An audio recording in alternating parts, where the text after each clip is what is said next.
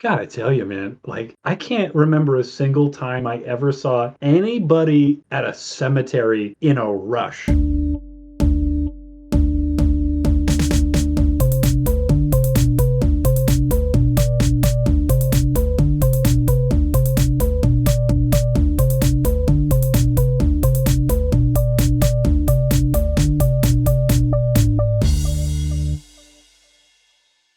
Hello and welcome to The Answers 11, the smartest icebreakers from the dumbest dudes. Do you want to entertain the kids who show up on your porch for Halloween? Well, wow them with candy and weird questions from your favorite podcast, The Answers 11. That's presumptuous of me. But who's not presumptuous? Your god of VOD, Connor. That's right. That's right. I neither presume nor assume. There's that excellent, always applicable little nugget of wisdom about us and you and me. And gosh, I think that's probably my life's credo. Yeah, you do bring that up a surprising amount. Yeah. Well, that's science. At its core, science is when you assume you make an ass out of you and me. Well, I am Evan, your humble host of this STEM-focused podcast now. It is no longer about icebreakers and ways to have fun conversations with friends and strangers. No, we are a hard science, facts, logic, and math podcast. Get ready STEM. To go Psychology. to... I'm just interrupting you on purpose at this point. That's just mean, bud. That's little bit. The energy we want to bring today. I was just here to say that I'm demanding a seat at the STEM table now. I will not allow anyone to call me a soft science for practicing psychology. Science, period. Soft or hard, I show up. I'm an illiterate English major with Bluey on my sweatshirt, so I win. Agreed. I mean, having Bluey on your sweatshirt is the key to winning any argument. Yeah. It's a surprisingly great show. Yeah, I forget how this podcast works, so let's go into the cool, fun part. Hey, if you're new, one of our two new listeners, welcome to the podcast. What we do every Wednesday is enjoy Weird Question Wednesday, where we, your god of odd and your humble host, reach out to you, our two listeners, on social media to ask one of our questions and get your answers and talk about our favorite ones on the episode. So we're going to do that right now. Last week, or time, I don't fucking know anymore, had the pleasure of asking, what cyborg body part upgrade would you get? More or less. And I got a great answer from a long time, at this point, I'd call him friend of the podcast. Guy yelled at me in public when he recognized me. So Zodian Knight. Highly recommend checking out Zodian Knight on Instagram. Fantastic artist. Very, very cool. Often like mythic fairy stuff inspired art. Very cool stuff. Has a great color palette and has really fun focuses on the rule of cool of art, and I love that for him. But our friend Zodian Knight said, if I gotta do any type of cyborg stuff, I'm gonna go all out with the Mega Man X style of all the expandable upgrades and calling it a day. And I need to reach out and ask, because Mega Man, when you upgrade all of the parts, you get a new outfit. Like That's the true. X wears the new armor. There's like the Shadow armor in 6 and the Gaia armor in 6. And Mega Man X6 is a good fucking game. I know everyone's like, oh no, it's like the worst Mega Man X game. No, it's so good. You just need to be tougher and enjoy the Nightmare Virus. It's a cool freaking game. I don't care that if you take the Shadow armor to the final level, you can't beat it. It just literally soft locks you. But shut up. Just shut up. Just be Zero. Zero's cool. But yeah, I gotta see if he changes his sprite. Yeah, I love Evan picking answers so that he can get in a good Mega Man rant. Did you know that I really like Mega Man? Was that something you were aware of? I did not know that, actually. Which is weird because we've talked about Mega Man a lot since the Mega Ego Man. Raptor sequelitis video came out. Yeah. No, One of my favorite games of all time is Mega Man Legends. It's the like 3D, I don't know, like adventure game on the PlayStation. We've talked about it on the podcast. Where Mega Man 2, I want the sequel because Mega Man's trapped on the moon. I used to have plausible deniability when I would forget these conversations, but now that we're recording them and putting them into forever space, you can actually go to the record and check to see if I have just not retained important information about my very good friend. Yeah, all evidence is going to be numbered based on the episode. Looking at evidence number 69, baby. We're almost there. That's going to be a number that we do someday. Do we do something? We have to do something special, and yet we can't do something special. Can we do a less crude, like metaphorical interpretation of 69? Dude, I have so many crass jokes right now, but I'm not going to do them because we're a respectable podcast. I know. I'm feeling the exact same tension. I feel like I'm standing at the gaping maw of a canyon, wanting to jump over, feeling my instincts sucking me back to terra firma. Just the call of the abyss, just jump. Just jump. You'll be a different man after this, but just jump. That's right. But yeah, no, Mega Man X is great. I want to see if Zodian Knight gets a new palette swap or something, because good for him. I fully support that. What about you, bud? Yeah, this is dueling answers from the wild today, because I am also picking, if you had a cyborg upgrade, what would it be? And I'm going with Feckless Abandon, which is a great Reddit handle. Oh, I thought that was their answer. I'm like, how can you turn that into an arm? How is your arm? But no, Feckless Abandon is a great string of words, and I really like that as a concept. I dig it. And their answer was, obviously, a super brain and hyper intelligence would be cool, but I gotta go with size adjustable cyborg penis. I just said we're a respectable podcast, Connor. I know, man. I know, and there were a lot of answers that I could have picked, but I picked this one because I love the practical, here's what I could do, but I won't. And the fun play between I could just be hyper intelligent, or I could be who I truly am and just give in to my most base urges. I mean, if nothing else, I appreciate the concept of size changing, because that means that they have their partner's pleasures in mind. And you know what? We gotta just say it. It's a two-way street. You got to give and receive. Like it can't all just be you. You got to care about the other person. So hey, buddy, the Feckless Abandon sounds like they care. Save that kind of conversation for episode 69. Okay. Shut the fuck up. Is it too late to quit a podcast that I started? Yeah, dude. I think it might be.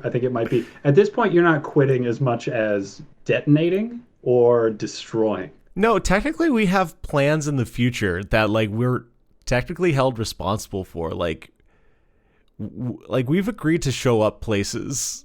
That's so true. Yeah, I can't. Yeah, that would just be a bad bad reflection on us of hey, sorry I couldn't do that thing. I quit. No, I'm not that kind of loser. Anyway, yeah. I had to bring Feckless Abandon into it. There were I want to be a cyborg dragon. There were some people who said they wanted elemental gauntlets, and those are all great answers, but I just love someone saying I could be infinitely intelligent or not. Yeah. No, there is a comfort in knowing oneself well enough. And Feckless Abandon, in addition to having a great name, knows themselves well enough. Thank you for your answers, folks. If you want to get talked about on the podcast, and Lord knows why, answered the fucking questions on social media. I'm not your dad. I can't control you. The answer is a lemon. You passed the test. Nailed it. Yeah, I normally have stories to start the podcast. And in this circumstance, I got stories to start the podcast. So I had a great time giving out candy to children's. because even though it was pouring in like the most ominous wind out, what you're grimacing. Yeah, because The I'm struck with the most awful envy. I'm so upset. And I hate that because I really just want to be happy for you and happy that Halloween as I know it continues to exist somewhere in the world. But I had 5 door knocks on Halloween, and that's all we're going to say about it. We're going to focus in on Evan having a great time handing out candy on Halloween. I'm done. may I I'm done. Putting recommend the petty aside. may I recommend moving back to the East Coast where your friend Evan is, so we can hang out more often? I'd like that. Just saying, it's an option available to you. It is. It is. But that's enough about that. Yeah, no, we had around 20 to 30 kids, which was really nice because it was like the wind was whipping. It kept me up that night. It was so loud and spooky. It was a very Halloween aesthetic. Unfortunately, a Halloween aesthetic sucks for trick-or-treating. It's wet, it's damp, it's miserable. Yeah, dark and stormy night, not good for the candy. Not good for the candy collectors either. No, but we got some kids showing up, and it was really nice, and it was fun. I got to be like the playful old weird older guy. So I got a couple of kids really good, not like spooking. I was just like just joking around with them. One, I don't know what kids do anymore. I never understood what kids did when I was a kid, other than like Dragon Ball Z, and my dad never let me dress up as Vegeta. So what does it matter? But one of the kids like looked like a leech. It was like a black morph suit with like a leech teeth ring around their head. I don't know what YouTube video or Five Nights at Freddy's game bait ripoff it was. But I go up to the kid and I'm like, may I touch your teeth? So, as one appropriately does when a stranger asks you that, they hesitantly go, yes. So I touch the mask and I go, oh, that's sharp. And this kid, he just looks up at me and gets this big fucking grin and goes, did I scare you? Like, how cute is that? That's God. Yeah, you could wrap that memory in copper. Hold on to it forever. That was really good. And the other really good one, other than the kid who said, "Oh shit, they got Kit Kats," and then cleaned me out of Kit Kats. Smart kid. They know where their money's at. I'm a Kit Kat boy. I love. I'm not a Kit Kat guy, but I'm not here to yuck your yums, and I don't want to let the horrible pettiness inside of me influence the way that I talk to you right now. Well, thank you for being a surprisingly mature man. I'm really, really trying to not be upset about how much more fun you had on Halloween than I did. Man, I can tell that you're back in the professional world because you're behaving in a way that you haven't in several months. Yeah. I can't be a feral wild man anymore. I have to be a professional. I need to go make money and not just play roguelikes on Steam. Oh, man. But I do like doing that. I have played quite a lot of Hades. That's Halloween-ish, so I get to talk about That's it. Fair. But I do. I'm almost at the end of it. I think I've played it through. Ready for Hades 2. Cool. Hey, 2 listeners, this isn't for you, it's for me. Have you played Solatro yet? Did you get that? No. Haven't given it a shot. Okay, cool. I thought it'd be up your alley when I saw it though. Yeah, Solatro for the listeners is somebody's cool in real life version of Bellatra, which is a weird video game version of poker. Yeah. We had poker, that went weird in a video game, and then the guy had it in the video game. He took it out of the video game, made it a little bit less weird. Yeah, it's fun. But yeah, the other kid was like 3 or 4 years old. I don't know what ages are, but like a really tiny little shaver. Dressed up as a cowboy, super shy, very like attached to mom's hip. Comes up, gets some candy, and I'm a tall dude. I'm over 6 feet, so I squat down. I get on eye level as the guy, and I just give him a little wave.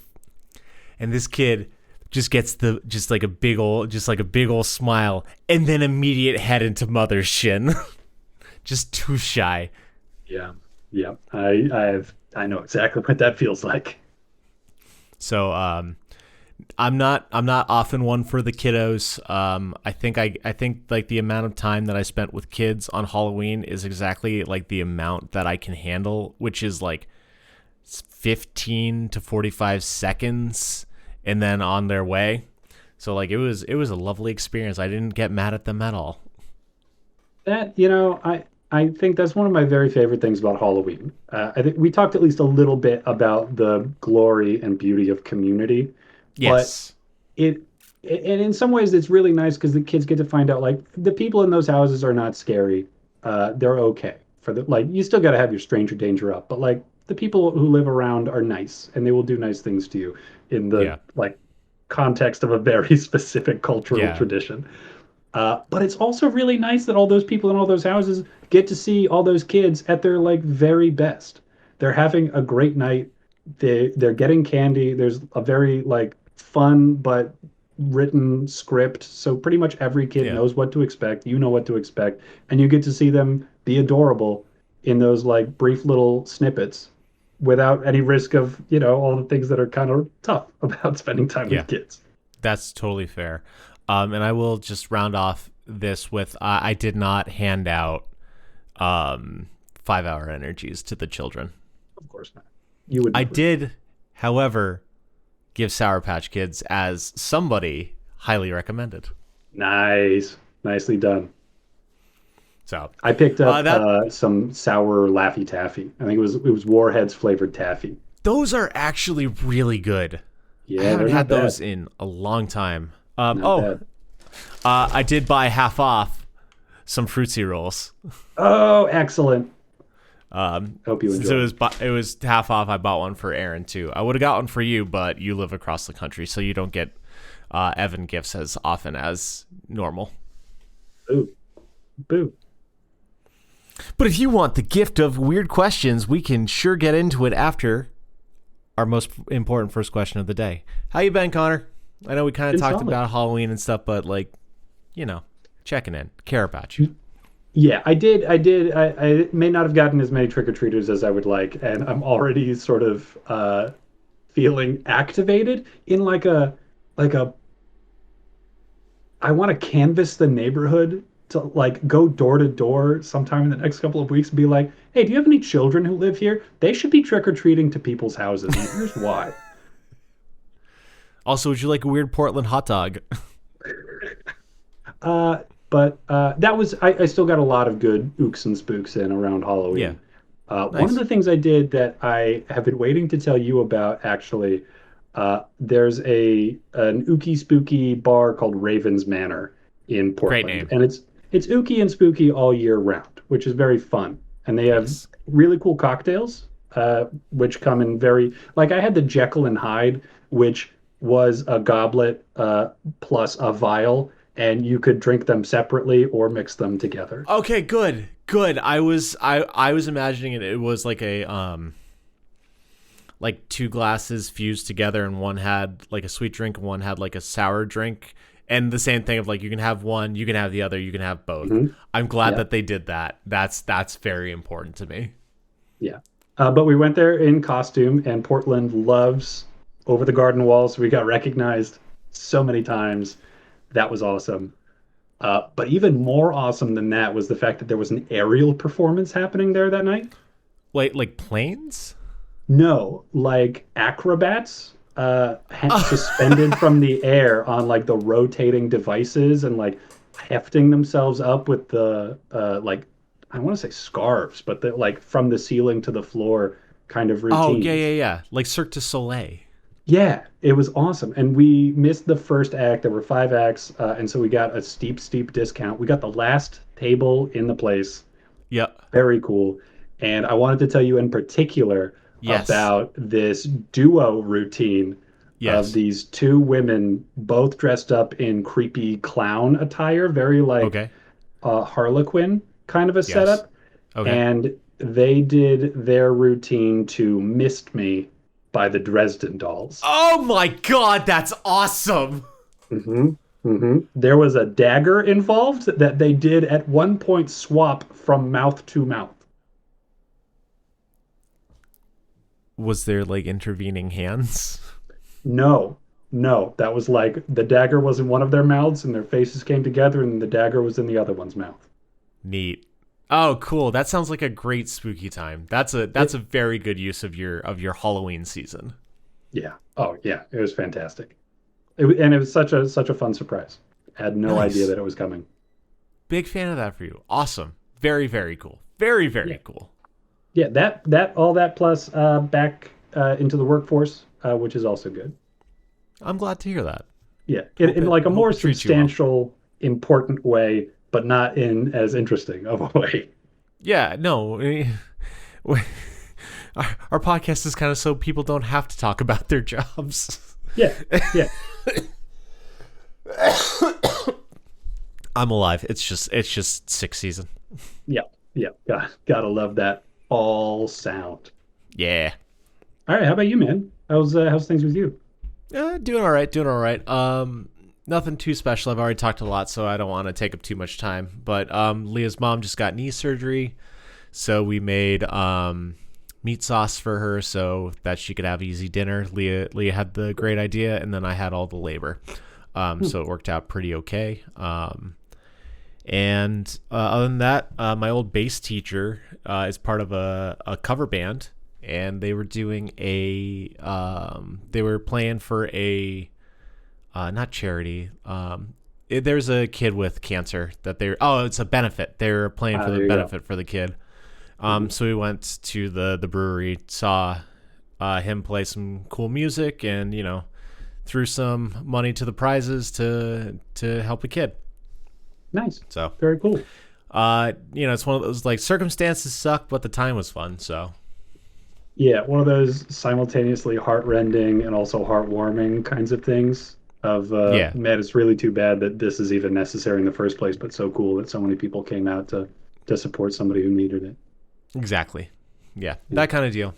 But otherwise, nothing super noteworthy. I think it's more fun to just get into the questions. So let's fire it off. What do we got to start us? 37. 37 is for what type of plant do you want to have a guaranteed green thumb? Coming from questionnaire extraordinaire Leah. All manner of peppers. Peppers and peppers and peppers. I want a rainbow garden of peppers. What type? Okay, what's the first type you're starting with? First type I'm going to start with is a an authentic jalapeno. Okay, you say authentic. Yes, I What makes do. a jalapeno authentic? Glad you asked, Evan. Thank you so much for following along with my very Yeah, obvious no, clue no, no, no. there. I caught the conversational clues. I see where we're segueing towards something. I can follow a map. Yeah, yeah. Okay, so in your Actually, mind, I can't follow a map. Leah yells at me about that a lot.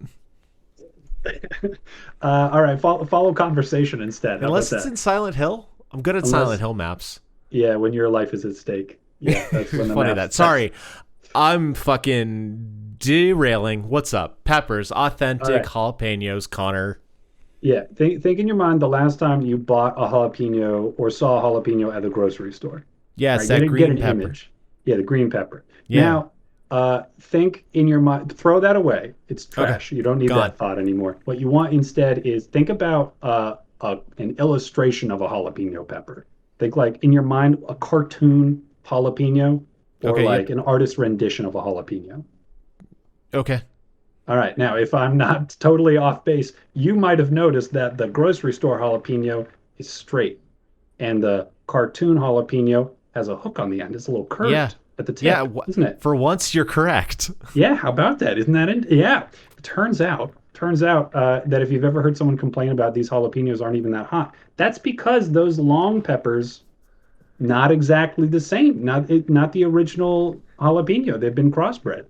That's me. I'm the one who complains. I go for That's habaneros you. because the That's jalapenos aren't enough. I'm the That's you. asshole. There you go. There you go. And now you know why. Because somebody, ooh man, it was like a Texas university. I think part of it was, like for longevity's sake and to make it, them last longer and get to market more easily. But as a side, oh no, no, hang on.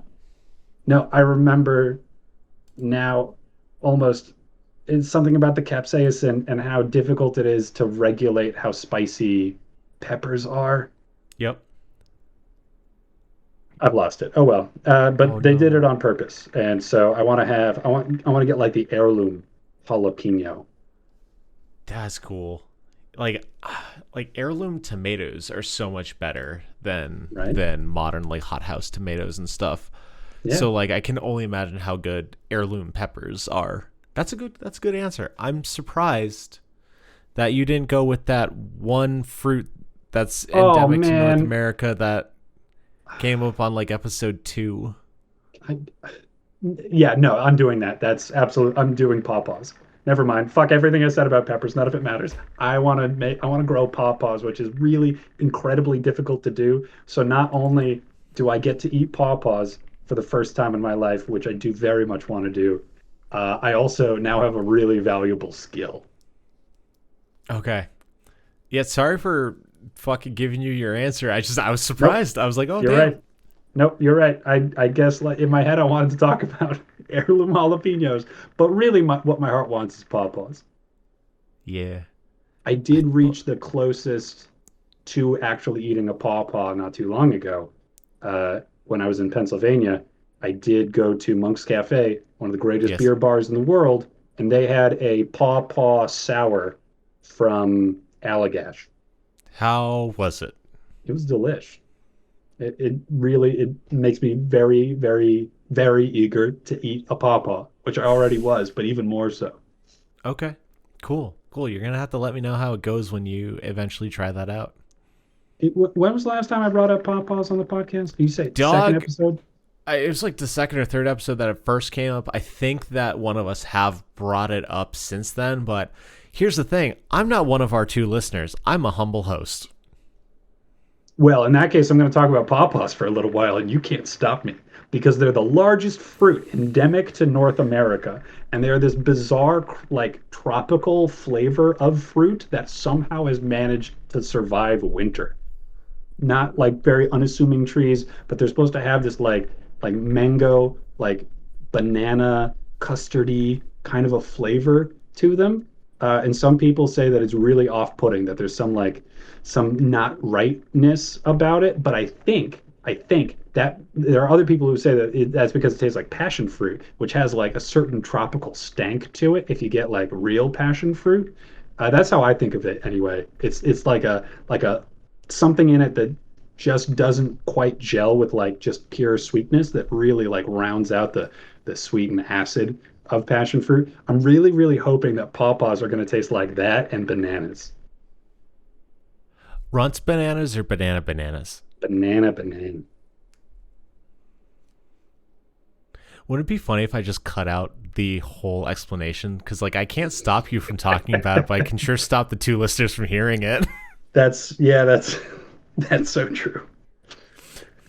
But no, candidly, I'm not cutting that out because, like, I don't know. Like, normally I don't get that much passion out of you when you do your explanations. That's like Evan's music podcast part of the podcast. Yeah, but Like, you got pawpaws some instead. excited. You got some Yeah, excited. it's like Like, a lifelong quest. That's like the one food in the world that I would eat if I could pick any single food. you've got me wanting to try it.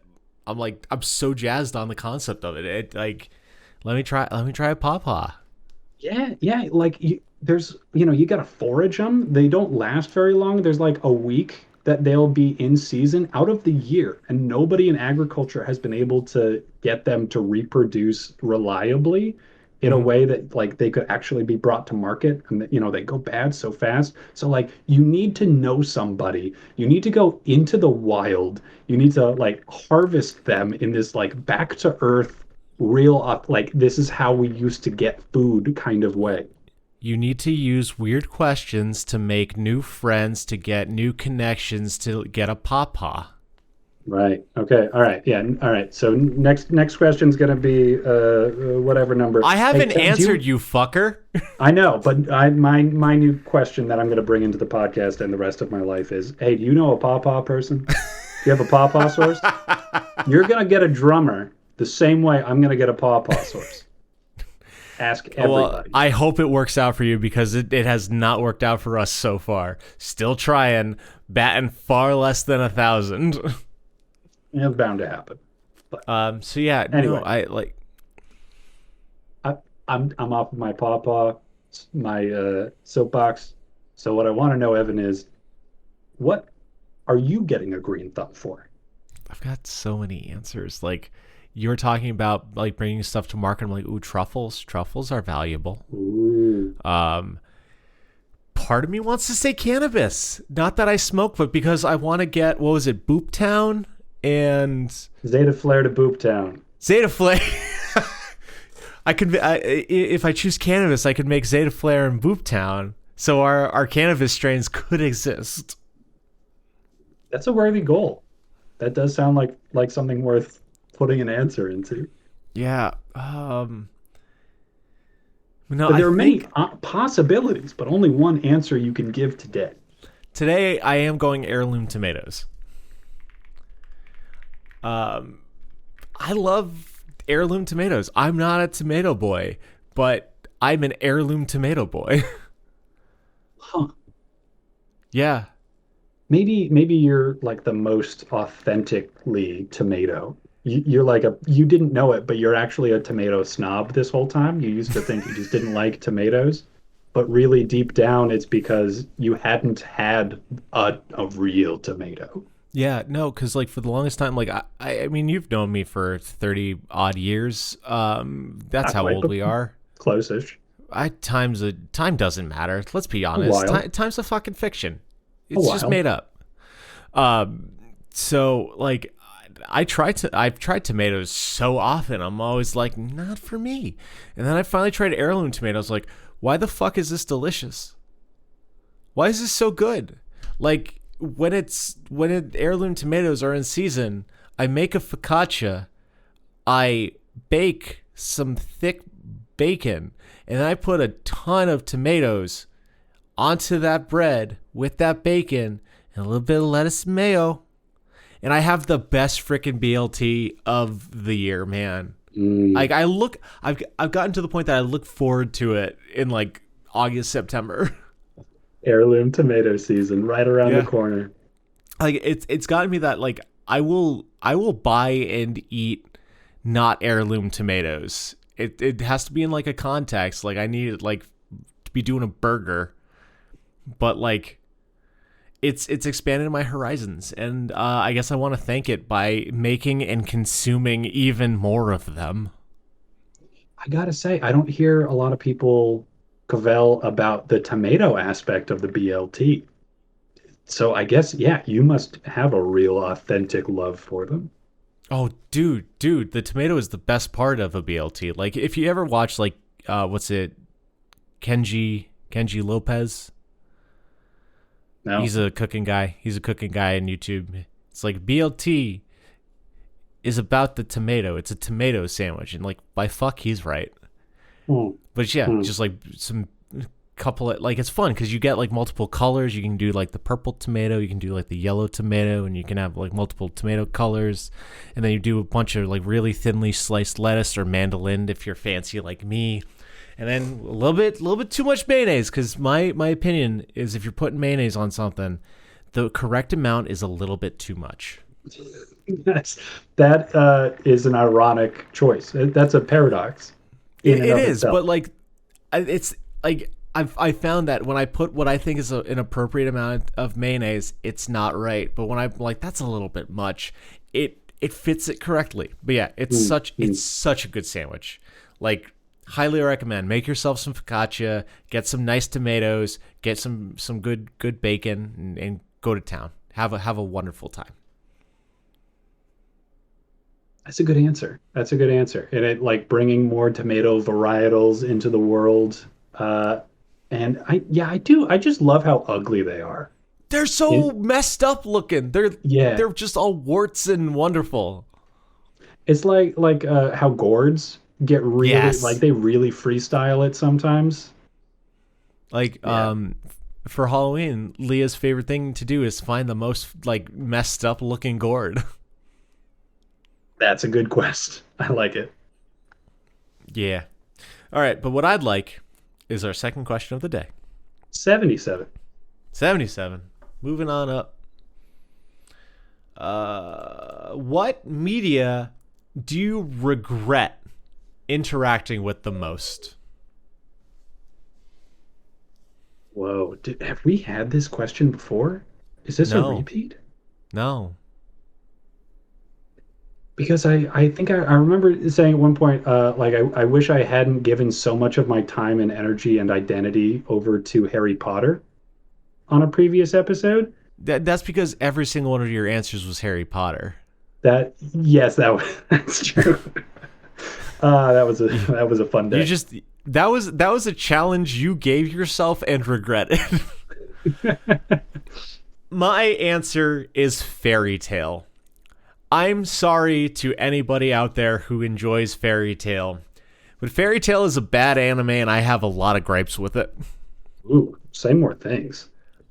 So fairy tale was I don't consume media and I hate watched every single season of fairy tale that was on Netflix at the time in college. My favorite character is Gray. He is the ice magician. He takes his shirt off a lot. No relation. Okay. But his story was he was going back to see his master who taught him the magics. And the story behind it is how basically all of the ice mages have sacrificed their lives to keep this demon encased in ice, lest it destroy the world. And at the climax of Gray's story arc, he is sacrificing himself to keep the world safe.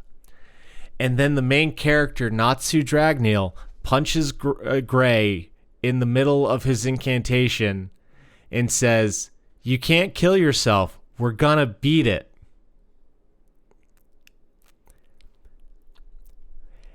And then they do because the power of friendship.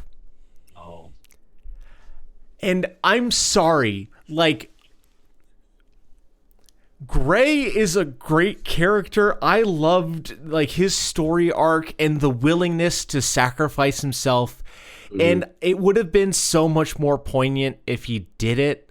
Connor, you know how they fucking beat them. You know how they fucking beat it with the power of friendship.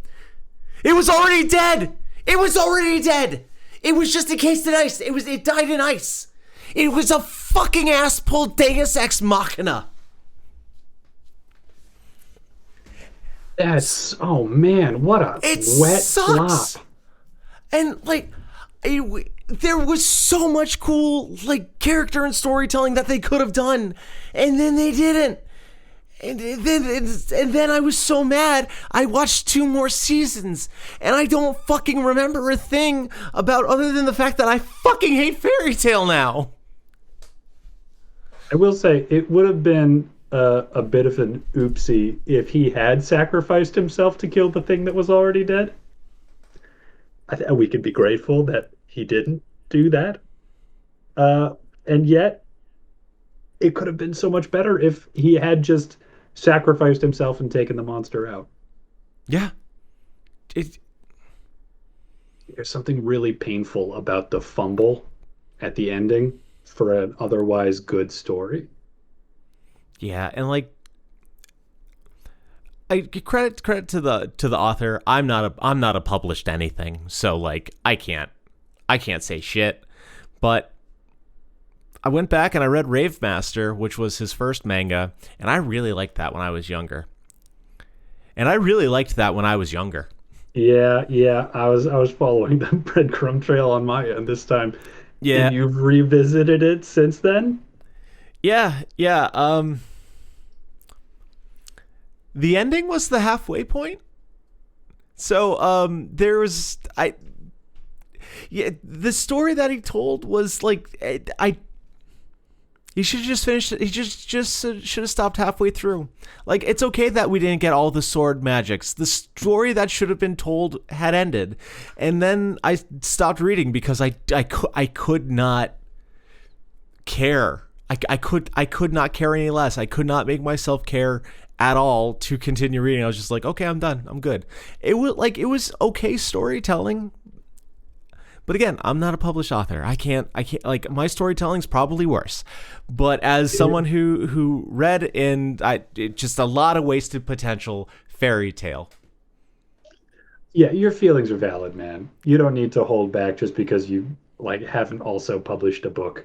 That's art, you know. The whole I would say 95% of the point of art is for people to have their reactions and their takes, even if they're going to be callow or shallow or whatever. And it sounds like you've got a pretty strong place to like fire your grievance from. You know I've got passions. Yeah, yeah. And I What also about know that you? you try to be humble. Yeah. Yeah, I kind of similarly. So I do still kind of wish that I had latched onto something a little bit different compared to Harry Potter, which was like a couple of years of my young life. Yeah. But right now, thinking about the stories that just don't end right, I'm gonna go with Shrek the Third. My god, I watched that once in Ireland with my sister. Mhm. Not that good. Not that good. I don't remember. That was the one with like King Arthur or whatever, right? Like the Yeah, kid. yeah. Okay, yeah. Yep, yep, yep. So, for those who don't know, Shrek, great movie. Shrek 2, also really good. A different kind of a take, but like similar themes. They rely a little bit. I've recently rewatched Shrek 2, and they rely a little bit heavily on pop culture jokes and references, but Hmm. still good. And it I was good at remember the time. enjoying And it. yeah, yeah. Shrek the Third, really pretty lousy. Really just seemed a lot like a pretty shitty cash grab to follow up on the uh, forward momentum of the Shrek franchise. And the problem with the ending, I'll explain in a second, but it looks like Yeah, you got a please. question. No, I was just going to say, how do you feel about the fourth Shrek movie? Haven't seen it. Haven't seen it. What about the new one with his grown-up daughter? Haven't seen it. Haven't seen it. Cool. Yeah, because Shrek the Third ruined the franchise for me. All I know is I love the design of the daughter in the new Shrek TV show or whatever it is. Like there's a lot of men online saying what men online say online. I think it's a great fucking design. She looks fan fucking tastic. I'm a huge fan. Hey.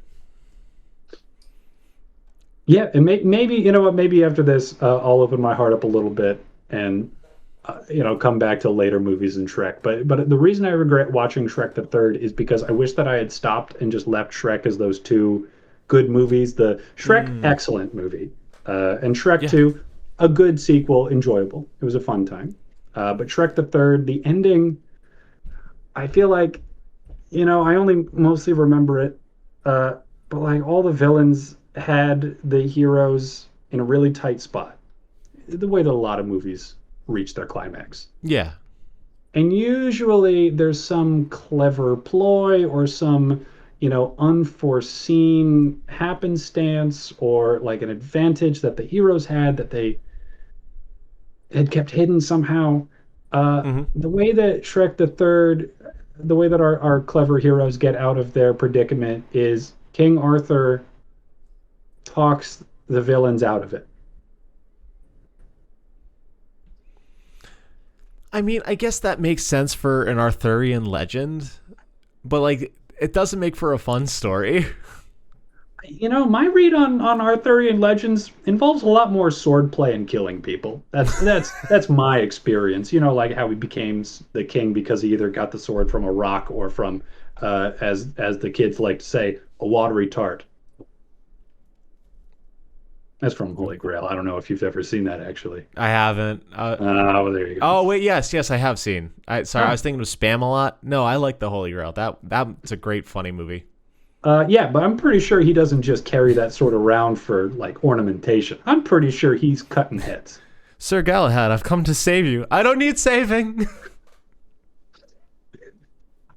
Anyway, yeah, it just it fell apart. It felt like yeah, such a flop. The like and these are the fairy tale villains. You get Yeah. like Captain Hook, and I don't know if the big bad wolf is around because he's not really like trouble in the Shrek franchise, but No, it's no, he like seemed pretty all right. yeah, but they got some pretty heavy hitters. It's like a dream team of fairy tale villains all come together. And that they would lack so much motivation that someone could just go, "Hey, maybe you should just be nice instead." Yeah. Does not do anything for me. Yeah, that's You a know, like they fed the first villain to a dragon. yeah, yeah. And Fairy Godmother was hoisted by her own petard because she fired off a beam at Shwreck, I want to say. It might have been Fiona, and Fiona's dad sacrifices himself. He jumps in the way. The beam bounces off of his metal chest plate and uh, hits Fairy Godmother. She disappears into bubbles, and he gets reduced to his previous frog state forever and Yep. ever. Noble sacrifice. Yup. It makes for better storytelling. Shit having stakes kind of makes things better. Yeah. And yeah, it just, it was just a wet fart of an ending for Shrek the Third, and I felt like I think it sort of tarnishes the franchise as a whole. That's too bad, because you've got me wanting to watch Shrek again. Because like Shrek is the only movie that I can think of that I ever watched with my family where everyone laughed, like the adults and the children. It continues to hold up. I did rewatch it. It's a good time. Good message, great metaphor, great take on a lot of classic fantasy trope. Yeah, Excellent soundtrack. Soundtrack is dynamite. yeah, yeah. No, dude, my parents fucking hated Shrek because all that my sister and I would do would watch the karaoke shit at the end of the VHS tape. Yeah, We got those scan lines going up on the because we wrecked the tape. that's awesome. All right, let's carry on, my friend. 22. 22 is what's your roller derby name? Whoa, that's so hard because I've never been to a roller derby. I went once and I don't remember any of the names. I got to give shout out to an old friend of mine, Rachel Gannon. If she and her sister were ever on a roller derby team, they would be the Shenanigans. And Ooh, very that good. has never left my head. So shout out to them. That's But strong. Evan, um, what would my roller derby name be? Oh yeah, so like roller derby names. So that there's like team names and then there's player names. So I Ooh, did read a children's graphic novel called I think it's like Roller Girl. It was about like a 12-year-old who joins a roller derby team. And the lady who I think she wrote it and drew it. Her name was Winnie the Pow. So instead of Winnie the Pooh. nice. So yeah, so like instead of King Arthur, you could be like King Hurt Her kind of thing.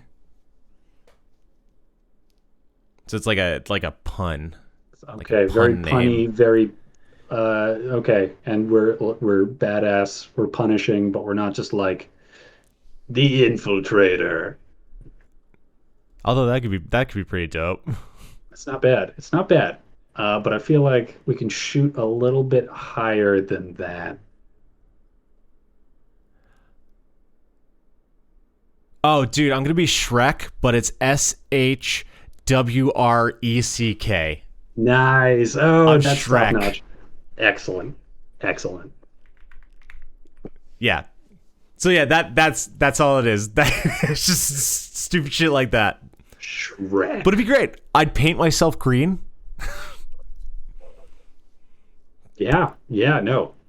You can always throw a pillow under the shirt. Really hit the Shrek physique. Oh, I was thinking I was just gonna get fat. There's that. I'm on my way there anyway. I'm 30 whatever. Like my body Yeah. What don't the work hell? as good no more. Why not? I will not shave my head. You will have an enormous line of excellent one-liners to throw around too. Oh, that's true. Oh, I could put the fucking ears on my helmet. That too. Yeah, nice, nice. Oh I man, like this one rocks. this. Is yeah. Damn it. Connor, I Okay. hate to say it again, but I've done a good answer on our podcast. I Yeah, keep doing the yeah. good answers. I'm That's a good sorry. answer, my man. That's a good answer. Okay.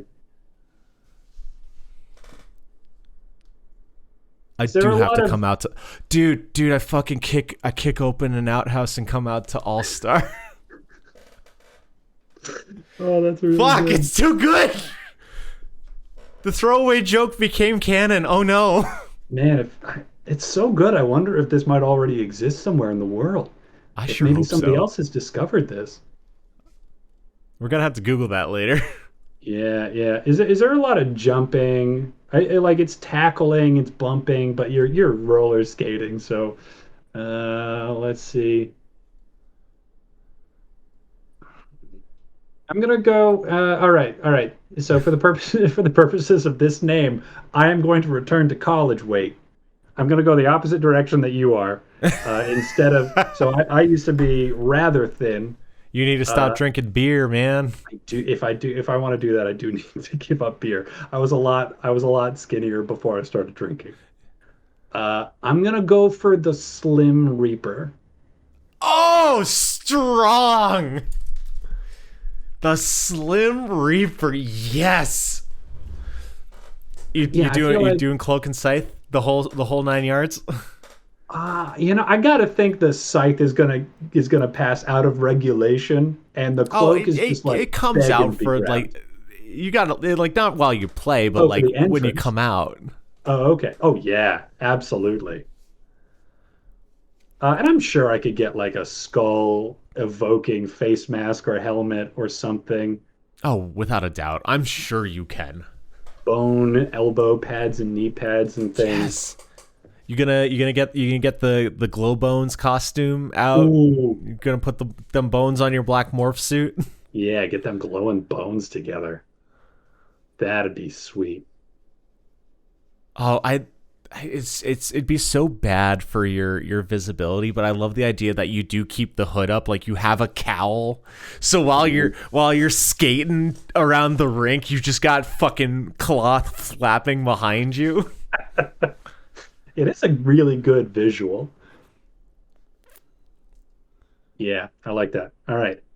The Slim Reaper and Shwreck. Yeah. Oh man, these are good. These are fun. So I think that's gonna be the title of the podcast. Um, but no, I can we just appreciate that I went to one roller derby event once, and apparently a question came up because of it. Yeah, and you just immediately mastered the naming convention. You've just had that bubbling under the surface all this time. Apparently, I got just too good. I do want to get out and check out a roller derby at some point. One, because I love the song "Roller Derby Queen" by Yep. Jim Croce. But two, I just learned that Portland has the largest roller derby league in the world. It's actually a really good time. I think that's where the Winnie the Pooh played. I think she was from Portland. Gotcha. But no, it was a really good time. I really enjoyed it. I found out later that my mom's really likes roller derby. She's like, "Oh, I'd go." I'm like, "What?" So, yeah, life's weird. It's fun. It's a good time. Yeah, recommend. Would you recommend it? I just recommend it. That was really good. That was a good Hey, pun. thanks. Okay. Well, I got our next question number. For a second, I thought it was number one, but it is in fact just 18. Oh, yeah, your thumb was in the way. Mm-hmm. Yeah, shadows and such. All right. What is an article of clothing that you own that just sends your confidence through the roof?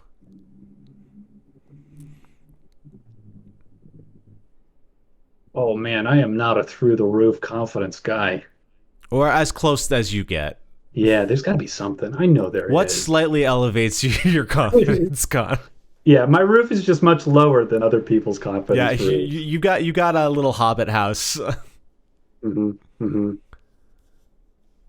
I mean, This can't be right. It's definitely not the spirit of the question, so I can't submit this as an answer. But I do want to say a black morph suit, and I gotta tell you, it does do a lot for my confidence to just like put on a role to just wear the black morph Just suit and not be be. this weird Are you shadow. fucking Charlie Day? Maybe, man. I might. You're Maybe dancing with the on some level. McPoyles because you're not Charlie Kelly. You're Green Man.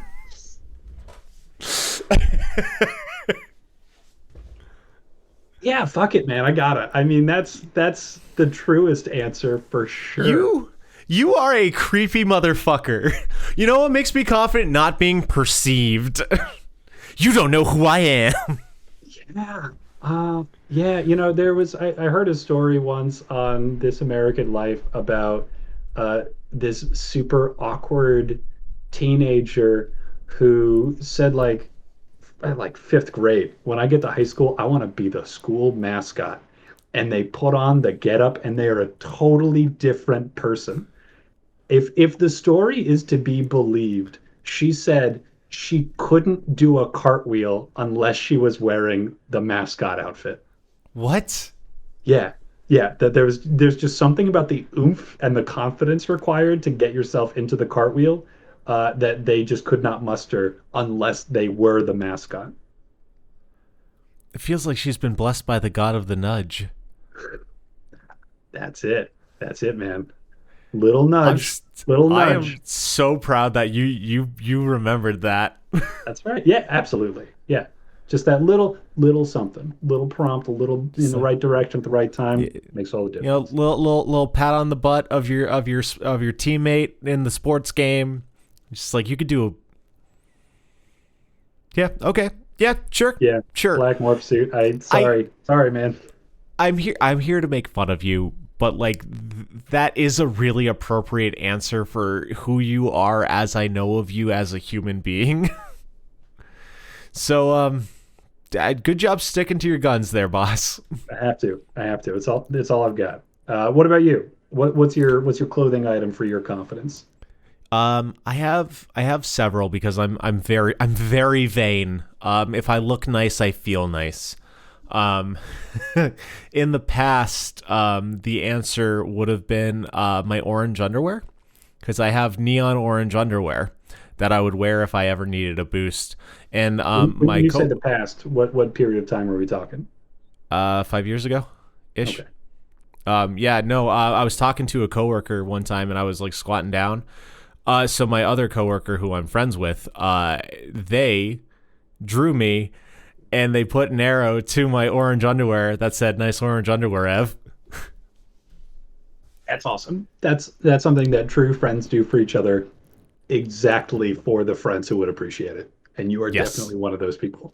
I still have that picture somewhere at my dad's house.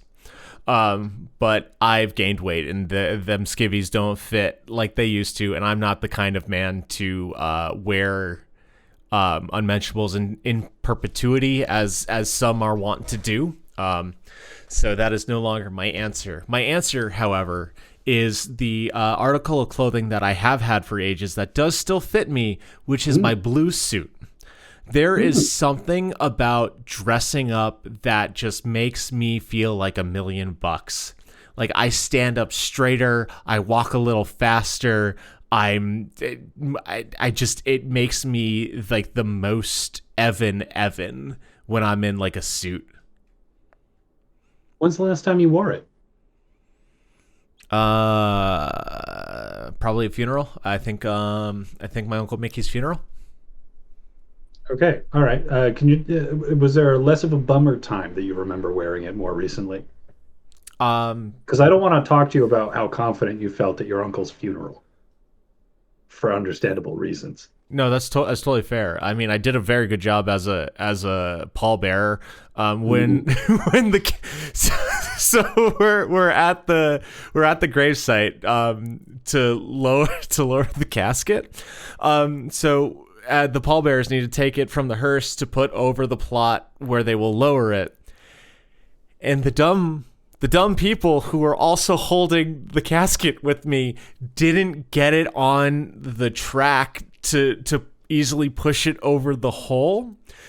So I was watching my dead great uncle slide off the fucking tray. So I had to sprint across the cemetery to pick it up and put it on the thing, the side that was falling.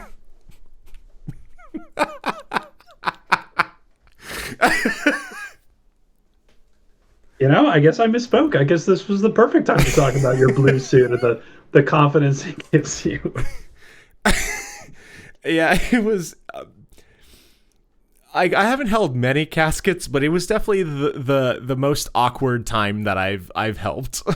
I gotta tell you, man, like, I can't remember a single time I ever saw anybody at a cemetery in a rush. I can't, like, just picturing the sight of a man in a blue suit running across the graveyard with an obvious panic and urgency.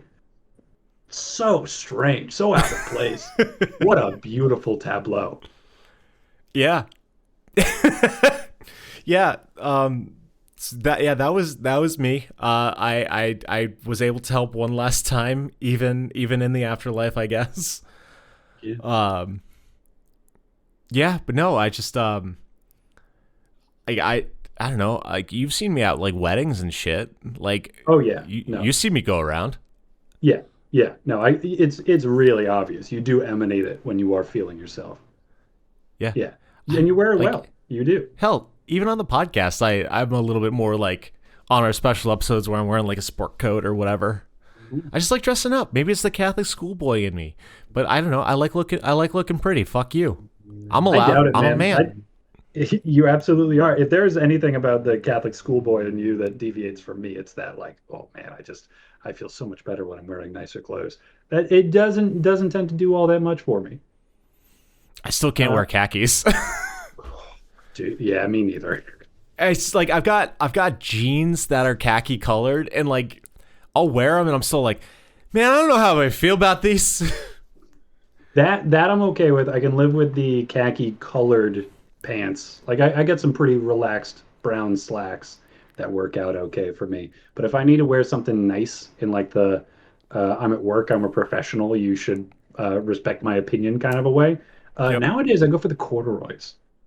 Oh, cords are awesome. I got a pair from J. Crew on clearance. Oh, they fit so good. Yeah. Yeah, I can't do khakis or polos, which was the other half of our uniform. And yeah, I don't know the last time I've worn a polo. can't stand it. Can't stand it. Yeah.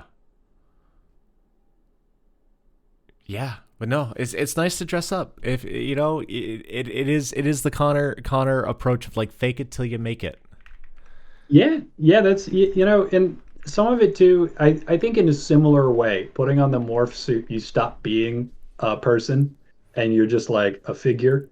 Yep. You there is something pretty powerful about putting on the getup or like the uniform, or it does change the way that you just walk around. It's like a part of you is like liquid being poured into the shape that you're donning. Yeah, because like I'm thinking about it now. Like I've got these lovely boots that I like to pair with it, and like I have like pocket squares, and I've got like a pin. It's just like, yeah, all the little bits that you add to like, I don't know, like the persona that you're adopting. Even though it is you, it's just like it's you in the morph suit. It's you in the suit. It's you in the Green Day Dookie Tour T-shirt. It's that like this is who I am. Yeah, and who you are is not just one thing. Like we've all got different shades and different versions of ourselves that come out for different things. Yeah. And the you that you are now is the you that made it to the end of the podcast. You didn't need to listen this far, but you did, and we appreciate it. If you would like to help your God of Odd and the humble host, you can tell your friends about the podcast, share it, do clips, follow on social media, rate, whatever. I don't fucking know. I don't actually know how to grow a podcast. These are just things that I've heard other podcasts say, and I'm hoping that it works. Either way, what I think is most important is that you have a good time.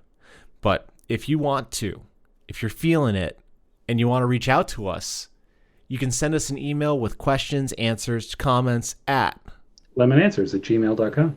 That is lemonanswers@gmail.com. If you want to partake in the Weird Question Wednesday fun and catch the occasional clips from the podcast, we are on all social medias that matter at The answer is a lemon. The answer is a lemon. That's all we got for you today. Thanks for listening. Love you. Bye. So long.